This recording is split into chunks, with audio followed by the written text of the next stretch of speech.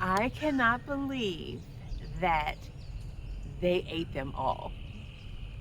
They didn't leave any for us, okay?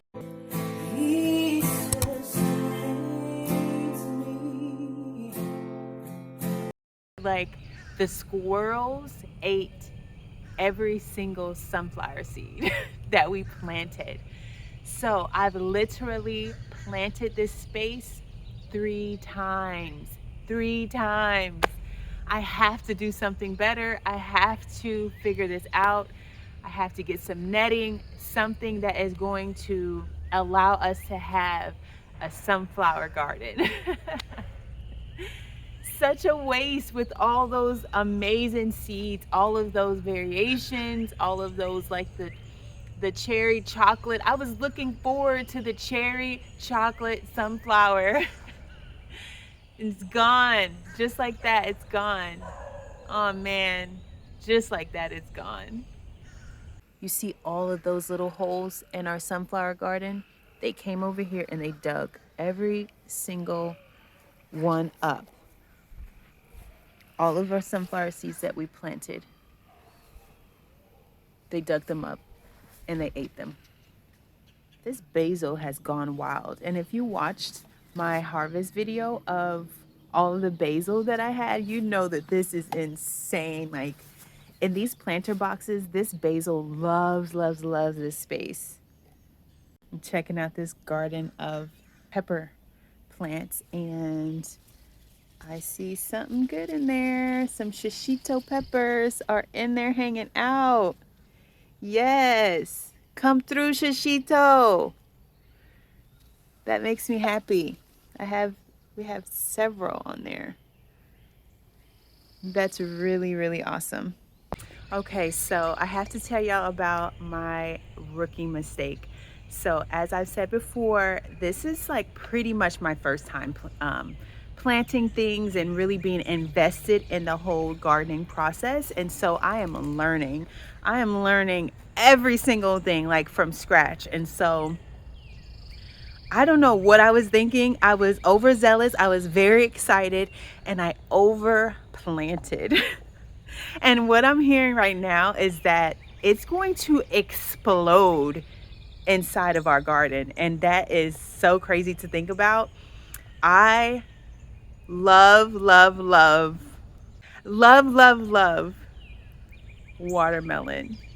And I overplanted it. Not only did I plant it over here in our watermelon patch in the front, which I'm learning that I actually planted too much in there and then it's going to explode into our whole patio and there's not going to be any room to walk. But look what I've done in the garden.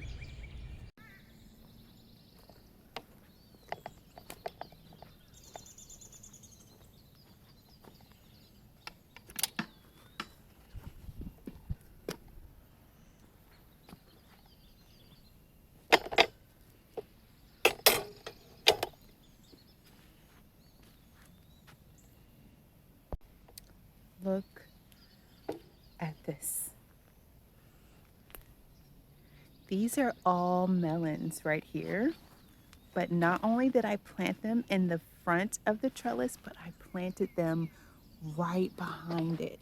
So it's actually 3 rows. So this one in the front is going up the trellis. And I've planted these ones behind it. And then a 3rd row. Okay, so I went over to our bamboo pile and I picked up some of these thin sticks of bamboo to trellis some of these tomatoes. One of the things that I've read is that you're actually supposed to trellis a tomato before it needs it. And as you will see, I did not do that.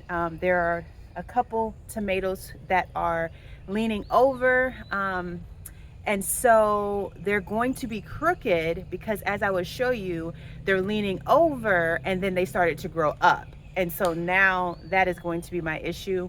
It's one of the things that I'm definitely going to heed next year. And that's just as a beginner gardener, so many things that I need to learn and I'm going to learn them from this experience.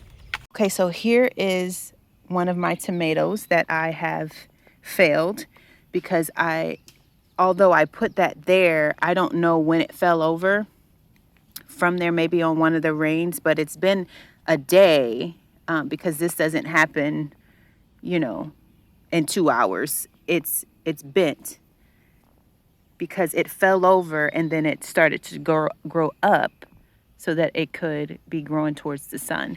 And so now when I go to trellis it, it's very crooked. And so I'm learning. So I just grabbed a piece of just a fabric cloth, the weed cloth, and I just tore a piece off of that because I had some extra laying around.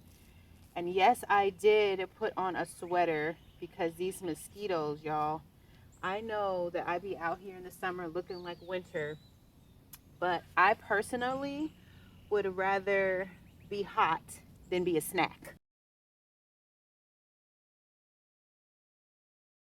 Here is another that I failed to trellis. This one doesn't have quite the bend, so that's good.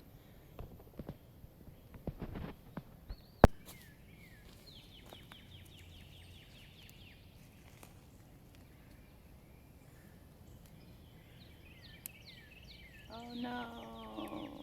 Oh no, I'm so sorry.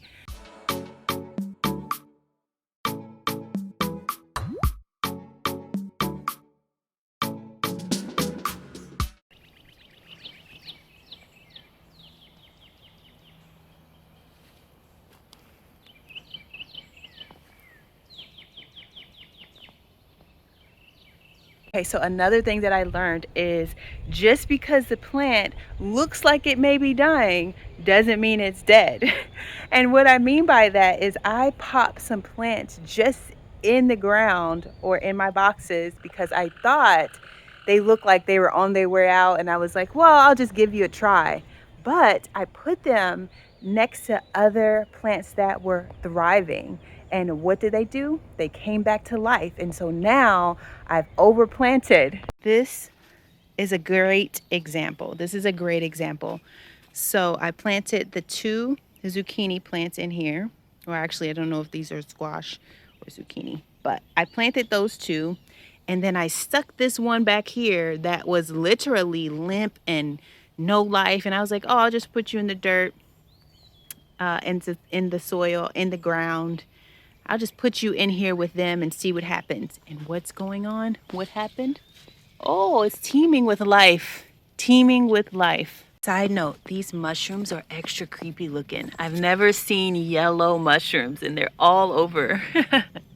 They're all up in this box especially. That is all I have for you today. Hopefully that encourages you in your journey. Don't forget to stay tuned. The bloopers are up next. See you guys next time. Up some of the bamboo. I picked out some of these thin bamboo to